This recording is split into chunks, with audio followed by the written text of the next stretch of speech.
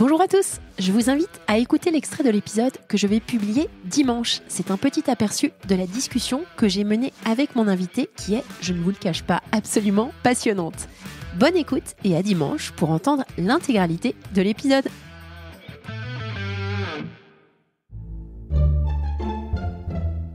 Solène Niederkorn vous propose FinScale, un éclairage sur l'innovation dans le monde de la finance, de la banque et de l'assurance. Rétrospective et prospective de Raise. Clara Guémard et Gonzague de Blinière, cofondateurs de Raise. On s'est dit, on va créer un fonds de dotation qui va s'occuper du 2-5 ans avec un financement majeur qui est un prêt d'honneur à 100 000 euros, à taux zéro, 2 ans de différé, qui soit vraiment un peu game changer et qui permet de tenir le temps de faire les levées. Et surtout, énormément d'accompagnement. Il y a aussi des petites règles qu'on s'est fixées. C'est que tous les matins, on prend 10 minutes, un quart d'heure, tous les deux, pour se parler de tout. Alors ça peut être aussi les week-ends avec les petits-enfants, parce qu'on est tous les deux des grands-parents. Mais ça peut être aussi, tu m'as énervé hier parce que t'as trop parlé, ou j'ai pas assez parlé, ou est-ce que tu crois que... Enfin bref, mais c'est un rituel fondamental. Voilà. De pas commencer une journée, quand on est ensemble, ou quand on s'appelle, avec les 10 minutes de mise à zéro. C'est avec une très grande joie que j'ai rejoint Clara et Gonzague au siège de Raise pour nous poser et faire un retour en arrière sur les 10 dernières années de cet écosystème assez unique. J'ai été frappée par la conviction de ces deux entrepreneurs et la vigueur qu'ils ont eu à se lancer dans cette aventure après avoir déjà brillé l'un comme l'autre dans leur carrière professionnelle.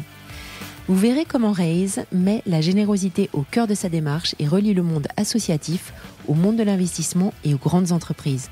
Nous nous sommes attardés sur certains projets comme Investir pour l'enfance où Raise est parvenu à lever 40 millions d'euros en quelques mois. Cette capacité à entraîner, à démontrer que mettre de la générosité dans le business apporte à tout le monde est assez unique. Nous parlons de la capillarité de leurs initiatives auprès des grands groupes et des projets de demain. Un épisode très inspirant avec au cœur de notre discussion la parité et le sens. Bonne écoute à tous. Bonjour Clara et Gonzague, merci beaucoup de m'accueillir chez Raise. Bonjour. Bonjour. Alors, hyper heureuse de faire avec vous cet épisode un peu spécial pour couvrir les 10 ans, un peu de rétrospective de votre aventure avec Raise. J'aurais aimé que vous vous présentiez à notre audience avant qu'on commence, s'il vous plaît. Alors moi, je m'appelle Clara Guémard et je suis cofondatrice de Raise avec Gonzague. C'est d'ailleurs pour ça qu'on fait ce podcast à deux, parce que pour nous, c'est très important de montrer que diriger une entreprise à deux, c'est quelque chose qui rend la vie plus facile et la croissance de l'entreprise plus performante. J'ai travaillé dans le public, j'ai été haut fonctionnaire. Ensuite, j'ai dirigé une grande entreprise américaine et j'ai rencontré Gonzague et on a eu tous les deux envie d'être des acteurs de l'avenir et de demain et de devenir des pionniers de la finance engagée. Parfait, Gonzague. Donc moi, je m'appelle Gonzague de Blinière, j'ai donc 68 ans. Et en fait, j'ai rencontré Clara et j'ai découvert, à l'occasion de cette rencontre, que j'avais un point commun avec elle, que j'avais un peu envie de changer le monde. Et c'est ça qui nous a fait créer cette étincelle magique et cette danse à deux depuis 10 ans maintenant, qui a été la création de Raise. Moi, j'ai toujours été un investisseur engagé dans le monde des entreprises non cotées et aussi engagé dans des actions comme le réseau Entreprendre, comme l'Agence pour le droit à l'initiative économique, et j'ai toujours été très soucieux du bien commun qui est souvent au cœur de l'entreprise, puisque l'entreprise est un des acteurs les plus efficaces pour le bien commun. Comment est-ce que, suite à cette rencontre et les premières discussions que vous avez eues ensemble, vous avez eu le sentiment qu'il y avait quelque chose de plus grand à monter, et quels ont été les tout premiers chantiers que vous avez mis en place ? Alors, juste avant le chantier, on a vu surtout le dégât de la bombe qui a été celle de cet article de Libération qui était « Jeunes de France, barrez-vous, l'avenir est ailleurs ». Et ça, on s'est vraiment regardé en disant « Notre pays nous a élevés, nous a éduqués, nous a formés, nous a soignés. Comment peut-on laisser tomber ce pays comme ça en disant à la jeune génération de partir ailleurs pour gérer leur vie ?» Et très vite, on s'est dit « Il faut qu'on fasse quelque chose ».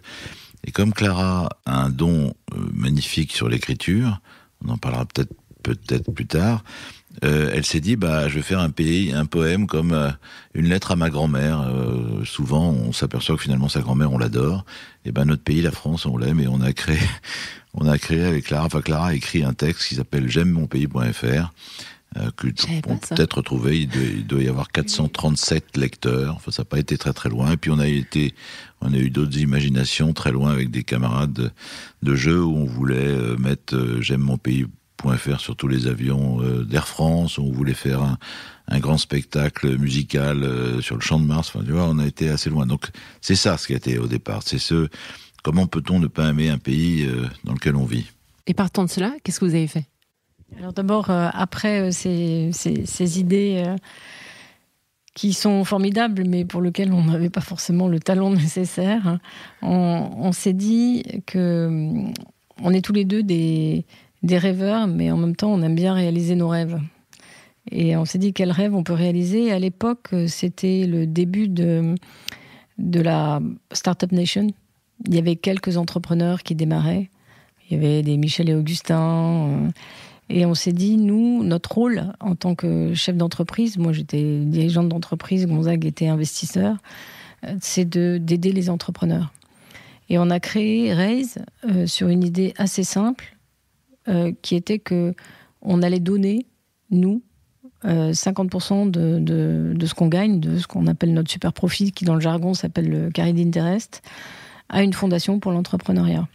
Et pendant le temps où on a construit Raise et on a essayé d'obtenir les autorisations du ministère des Finances et tout ça, on a interviewé énormément d'entrepreneurs pour comprendre là où ils avaient des besoins. Vous venez d'entendre un extrait de l'épisode que je vais publier dans quelques jours. Alors ne restez pas trop loin de votre plateforme de podcast pour pouvoir profiter de tout l'enregistrement.